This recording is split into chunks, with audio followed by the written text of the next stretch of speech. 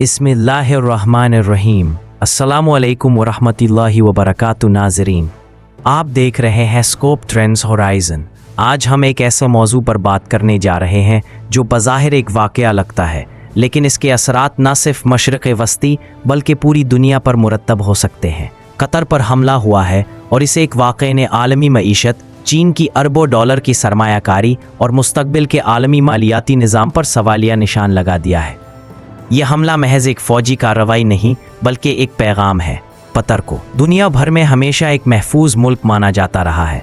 दुनिया की बड़ी कंपनियां, बैंक, तवानाई के इदारे और सरमायाकार हमेशा से कतर को एक महफूज जन्नत तस्वुर करते थे।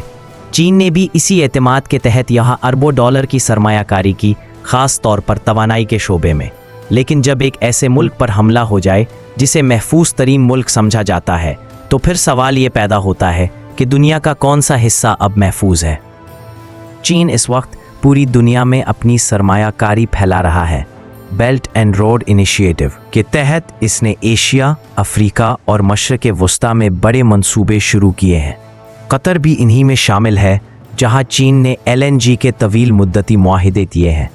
सिर्फ यही नहीं, बल्कि चीन ने कतर को तवानाई के मैदान में एक मुस्तकिल सप्लायर के तौर पर देखा।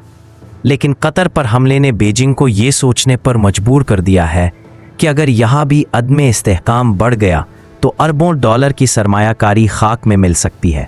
चीन के इक़दामात पर नज़र डालें तो एक वाज़ेह तस्वीर सामने आती है। बीजिंग अब अमरीकी डॉलर पर इन्हिसार कम कर रहा है। वो अमरीकी ट्रेजरी बॉन्ड्स बेच रहा है और इसके बजाय रिकॉर्ड तेज़ी के साथ सोना खरीद रहा है। आज चीन तारीख में पहली बार इतनी तेज़ रफ्तारी से सोना खरीद रहा है कि दुनिया के मालियाती माहिरीन हैरान हैं।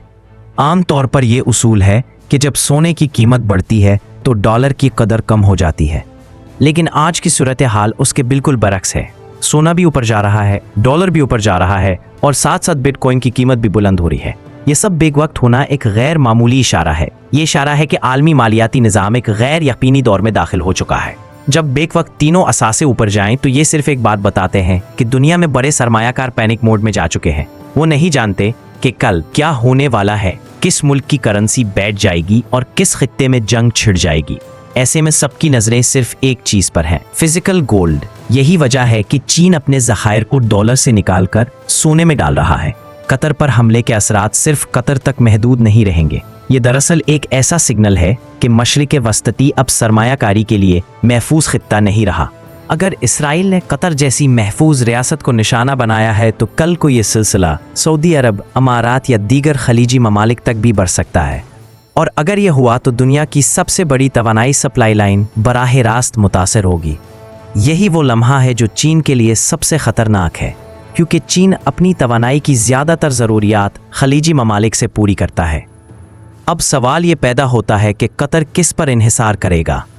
माजी में कतर ने अमेरिका को अपने मुल्क में बेसिस दिए थे ताकि बदले में सिक्योरिटी गारंटी मिल सके, लेकिन अगर अमेरिका कतर को इस हमले से नहीं बचा सका तो इस गारंटी की हैसियत क्या रह जाती है।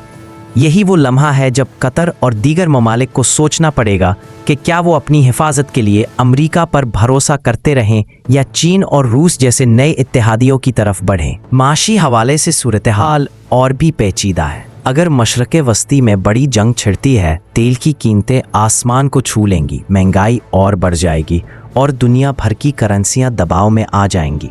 अगर यूरोप में रूस और नेटो की कशीदगी बढ़ी तो यूरो के गिरने का खतरा है। अगर डॉलर अपनी हैसियत खो बैठा तो दुनिया को एक नए मुतबादिल निज़ाम की ज़रूरत होगी, और यही वो जगह है जहां चीन और ब्रिक्स ममालिक एक सोने पर मबनी करेंसी लॉन्च कर सकते हैं। असल में चीन एक तवीलुल मुद्दती हिकमत अमली पर चल रहा है। वो जानता है कि आने वाले बरस हंगामा खेज है। उसने पहले ही फैसला किया है कि अपने ज़खायर को सोने में मुंतकिल करे, डॉलर से जान छुड़ाए और ऐसे इत्तेहादी बनाए जो किसी आलमी बहरान में उसके साथ खड़े रह सके। इस सब का मतलब ये है कि चीन आने वाले वक्त को भांप चुका है और वो जानता है कि दुनिया एक बड़ी जंग के दहाने पर खड़ी है। नाज़रीन, इसराइल की हुकूमत अमली भी काबिल गौर है। तल अबीब खुलेआम कह रहा है कि हमने रुकना नहीं है। कतर पर हमले के बाद इसराइल में खुशियां मनाई गईं, जश्न किया गया। ये इशारा है कि इसराइल मज़ीद जारहाना इक़दामात करेगा। अगर कतर जैसे महफूज मुल्क को निशाना बनाया जा सकता है तो इसका मतलब है कि अब कोई जगह महफूज नहीं रही। चीन के लिए ये सबसे बड़ा डरावना ख्वाब है, क्योंकि इसकी सरमायाकारी ना सिर्फ कतर बल्कि पूरे खित्ते में फैली हुई है। अगर हम जनूबी एशिया की तरफ देखें तो इसराइल की नई हुकूमत अमली यहाँ भी असर डाल सकती है।